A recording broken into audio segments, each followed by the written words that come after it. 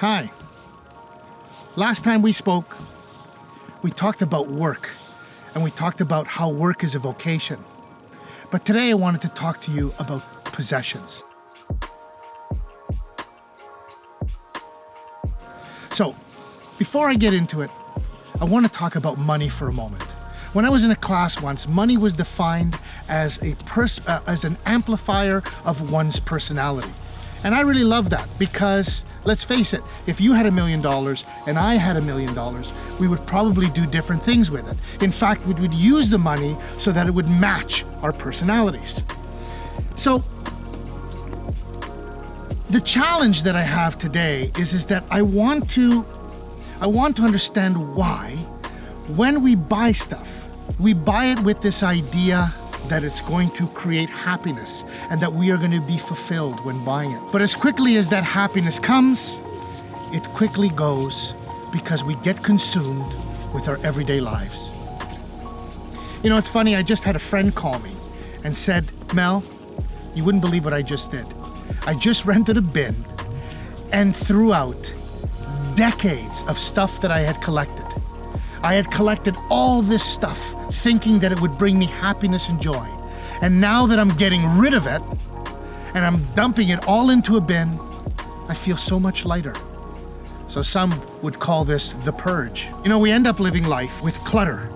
And instead of happiness, you know, we get responsibility and ownership. Kent Nurburn said it best in his book, Simple Truth, when he said, we become curators of our own cluttered reality. I love that. I really love that line because it's exactly that. When you're free of it, you become lighter. You feel lighter. So why do we do this?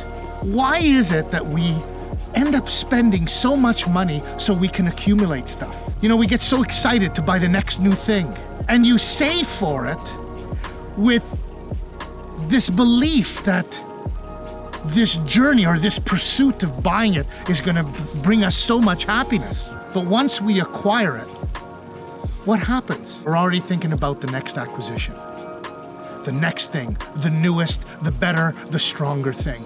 And I want to read you a quote from Kent Nurburn's book because to me, it's poetry in motion. We pursue them with energy and excitement. When we finally get them, they give us a moment of elation. Then, like an echo, a feeling of hollowness comes over us. The thrill of ownership begins to grow cold in our hands. Now, I'm not saying that possessions are bad, and not all possessions are bad. Of course, we need stuff. There's no doubt about it. What I think is important is that we need to understand the value that it has in our lives. So, how about if next time you went to go buy something, you asked yourself a couple of questions. You asked yourself, will this make me a better person? You asked yourself, can I share this with a loved one or someone that I care about? Can I give more with it? In other words, will it create more good in our lives? I hope that this resonates with you because I know that we need things in our lives. I just want to understand, and I want you to understand the value that it brings to your life.